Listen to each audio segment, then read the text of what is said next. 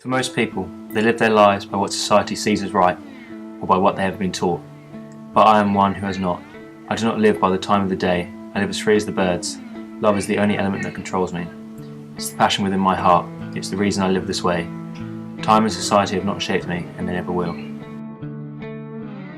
Lately, the illness has consumed my whole being, knowing that I may not wait to see another day, or spend another hour with Anne. I will never get to see my son grow up, and I will never get to hold my grandchildren. These are the things that keep me up in the night.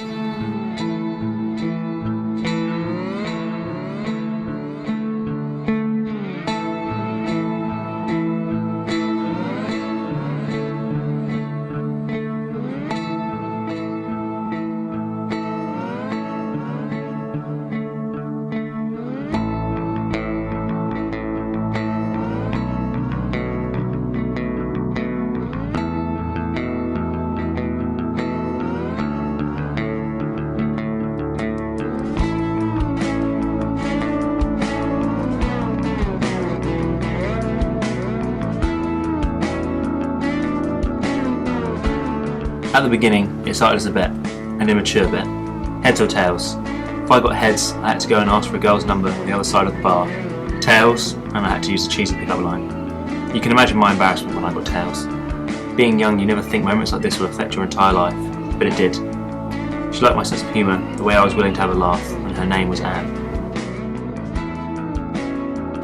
The realisation that I flipped a coin and got what was supposedly bad turned out so good, got me thinking. What if I were to live my life by flipping a coin? I'd always been restricted to the needs and rules of those around me.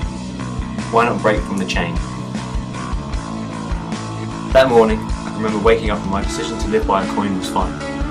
I'd been stuck in the same routine for years.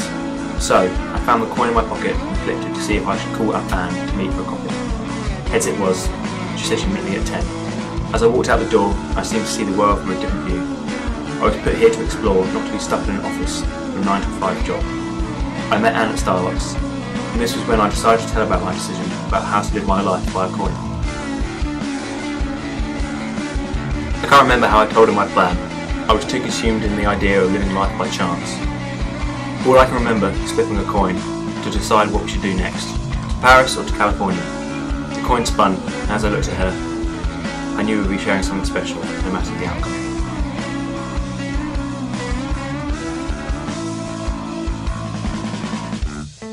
Anne and I had talked about love. We mainly spoke about it in the field near her house. She believed in what the Greeks had said, that humans were originally created with 4 arms, 4 legs, and a head with 2 faces. Fearing their power, Zeus split them into 2 separate parts, condemning them to spend their lives in search of the other half. She always claimed that we were soulmates, and how could that be true if I was with her by chance? I did not search for her, it was coincidence. But what a perfect coincidence. This was when I decided to ask her to take my hand in marriage.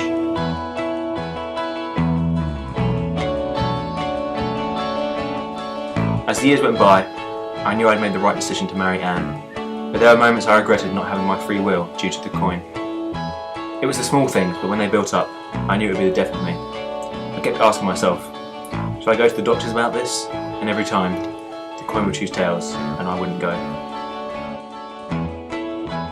So here I am, a coin in my hand, wondering what to do next. I know my days are numbered, but how do I tell Anne?